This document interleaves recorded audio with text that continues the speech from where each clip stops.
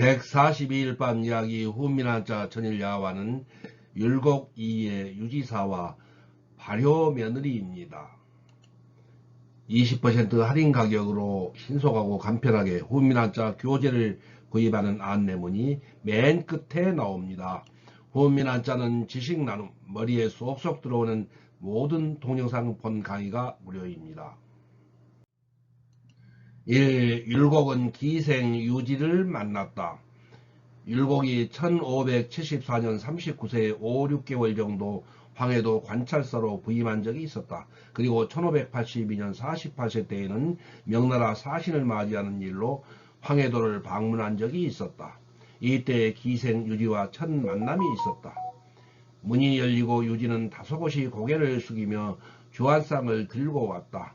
주한상을 내려놓고 뒷걸음질 쳐 물러가 사붓은 발걸음 소리 없이 가볍게라는 뜻입니다. 절을 했다. 날씬한 몸매에 곱게 단장한 얼굴은 막 갓 피어난 청초한 백합꽃이었다.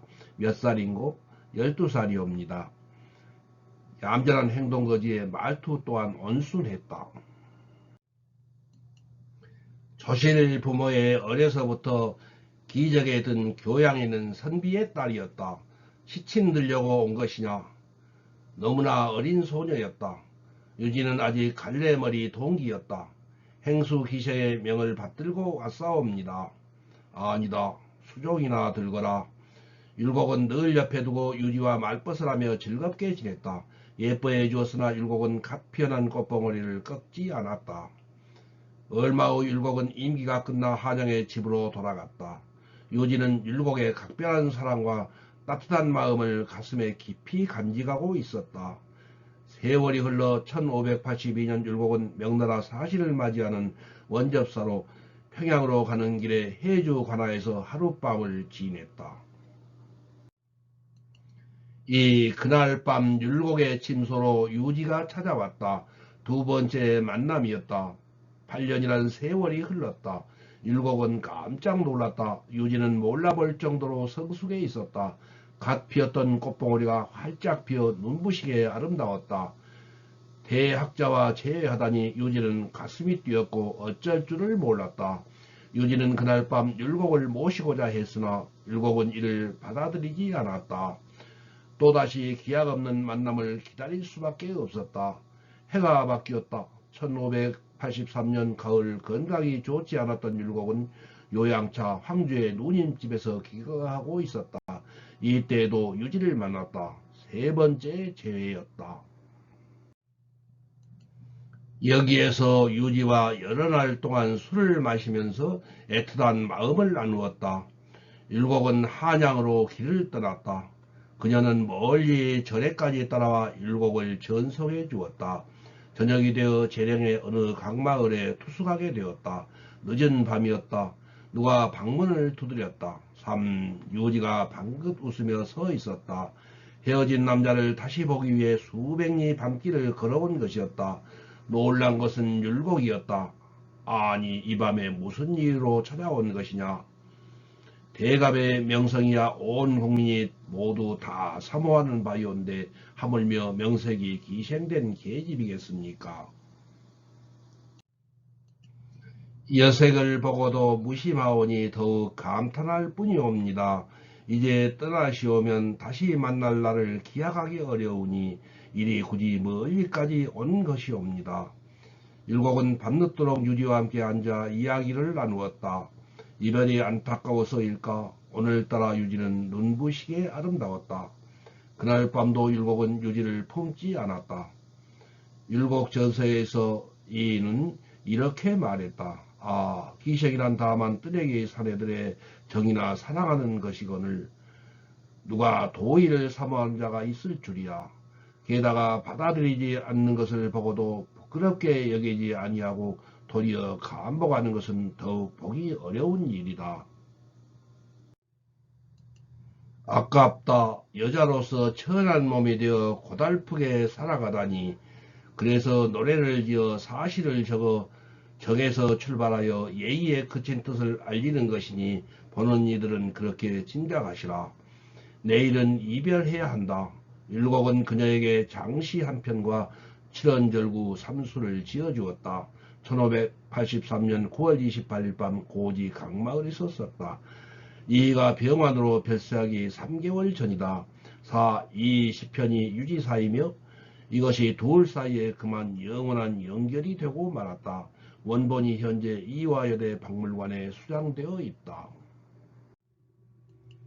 처음 만났을 땐 아직 안 피어 정만 맹맥히 서로 통했고 중매설리가 가고 없어 계획이 어긋나 허공에 떨어졌네. 이런저런 좋은 기약 다 놓치고서 허리띠 풀 날은 언제런가. 황혼에 와서야 만나다니 그래도 모습은 옛날 그대로구나. 세월 지나가며 그 언제런가 슬프다 인생의 녹음이더니 나는 더욱 몸이 늙어 여색을 버려야 했고 세상 정욕 재같이 식어졌다네. 저 아름다운 여인이여 사랑의 눈초리를 돌리는가. 내 마음 황주 땅에 술에 달릴 때 길은 굽이굽이 멀고 더디구나. 절간에서 수레가 머물고 강둑에서 말을 먹일 때 어찌 알았으랴. 어여쁜 이 멀리 따라와 밤들자 내 방문 두들길 줄을. 아득한 들가에 달은 어둡고 빈 숲에 호랑이 울음소리 들리는데 나를 뒤밟아 온 건 무슨 뜻이냐. 옛날의 명성을 그려서라네. 문을 닫는 것 인정 없는 일, 같이 눕는 건 옳지 않은 일. 가로막힌 병풍이야 걷어치워도 자리도 달리 이불도 달리 은정을 다 못 푸니 일은 틀어져 촛불을 밝히고 밤새 우는 것 하느님이야 어이 속이리. 깊숙한 방에도 내려와 보시나니 혼인할 좋은 기약 잃어버리고 몰래 하는 짓이야 참아하리오. 동창이 밝도록 잠자지 않고 난이자니 가슴엔 한만 가득. 하늘엔 바람 불고 바다엔 물결이 치고 한 곡조 노래가 슬프기만 하구나. 내 본심 깨끗도 하다. 가을 무리에 찬 다리로구나. 마음에 선악 쌓은 구름같이 일적에 그 중에도 더러운 것 색욕이거니 사나이 탐욕이야 번시부터 그런 것. 계집이 내는 탐욕 더욱 고약에 마음을 거두어 근원을 밝히고 밝은 근본으로 돌아갈지라. 내생이 있단 말 빈말이 아니라면 가서 저 구용성에서 너를 만나리. 다음 세상에서 다시 만날 것을 노래한 절절하고도 가슴 아픈 유지사이다. 한치도 숨김없이 정과 별리의 아픔을 이렇게 토로한 것이다. 율곡은 몸을 가까이 하지 않은 것이 도의를 지키는 일이라고 생각했다. 유지는 율곡의 도의에 감복했고 이러한 유지의 정신세계를 아름답다고 여겼다. 율곡은 여기에 짧은 시 세수를 더 보탰다. 이쁘게도 태어났네 선녀로구나. 10년을 서로 알아 익숙한 모습. 이 몸인들 목석 깎기야 하겠냐만 병들고 늙었기로 사절한다네. 헤어지면 정인처럼 서러워했겠지만 서로 만나 얼굴이나 지냈을 따름이네. 다시 태어나면 내 뜻대로 따라가련만 병이 들어 세상 정욕 이미 제갔구나. 길가에 버린 꽃 아깝고 말고 운영처럼 배양처럼 언제면 만날까. 둘이 같이 신선될 수 없는 일이라 떠나며 시다 써주니 미안하구나. 율곡은 자신의 유지에 대한 사랑을 솔직하게 고백했다. 문을 닫으면 인을 상할 것이요 동침을 한다면 의를 해칠 것이다. 인간적인 고뇌가 짙게 배어있는 시이다. 율곡이 원접사로 일하던 해 어느 가을밤 율곡이 지었다는 시의 한 구절이다.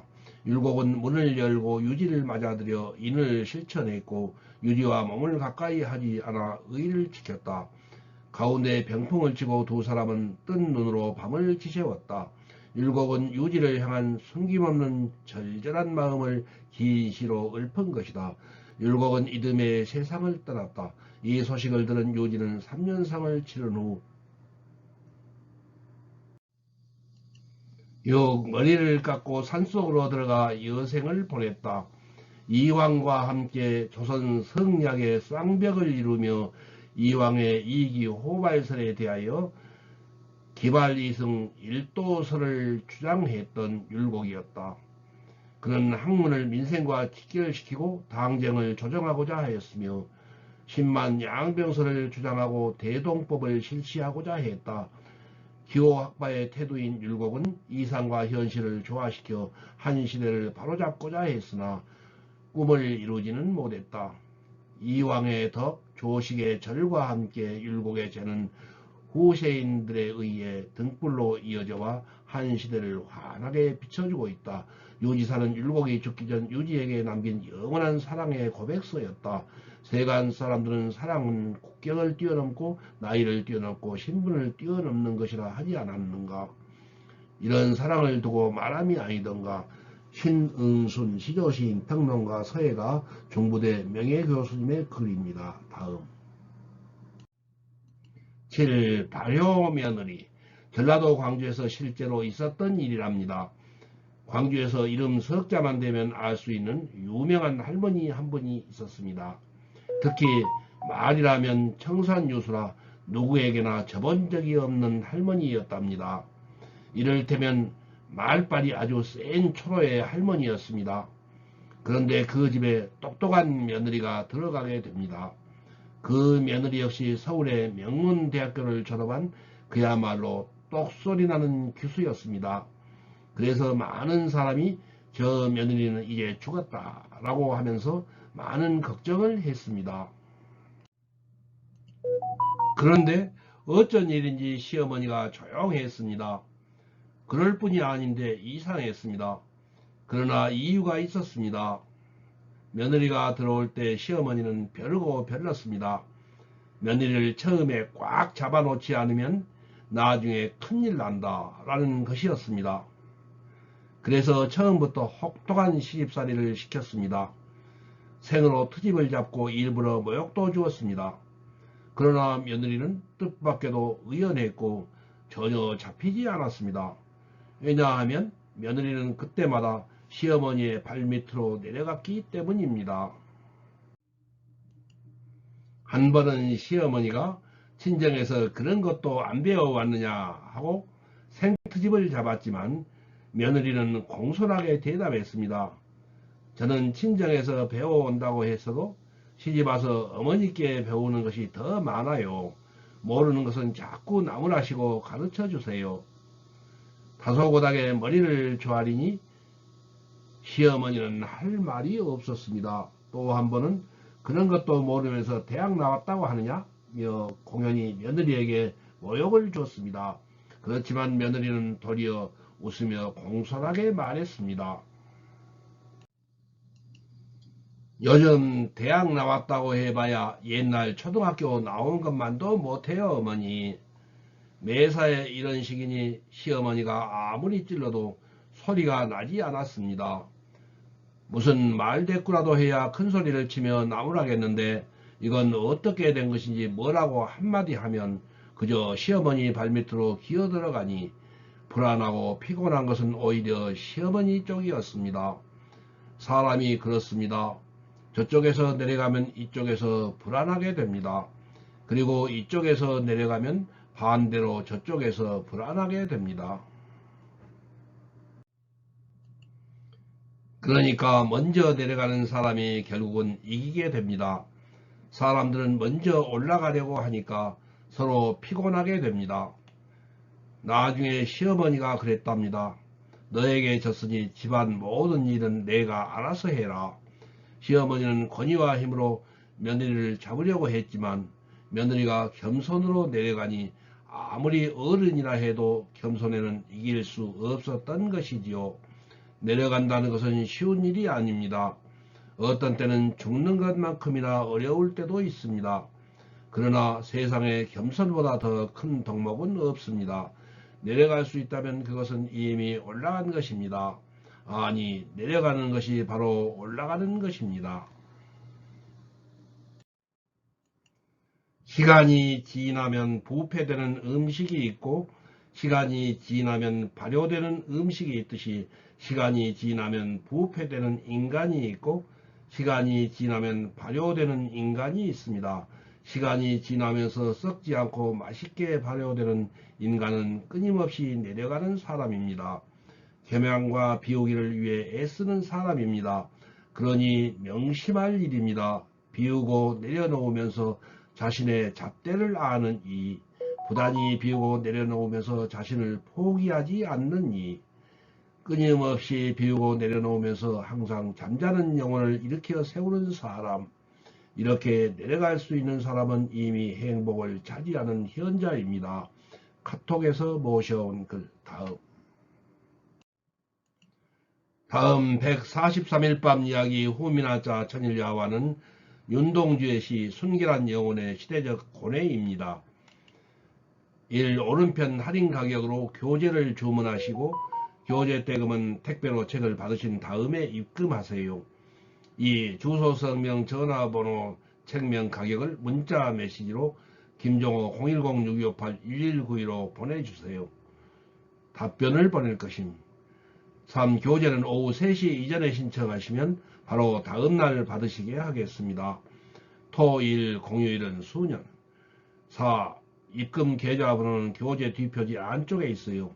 낙권 구매는 교보문고 예스24 인터파크 알라딘에서 구입하시기 바랍니다.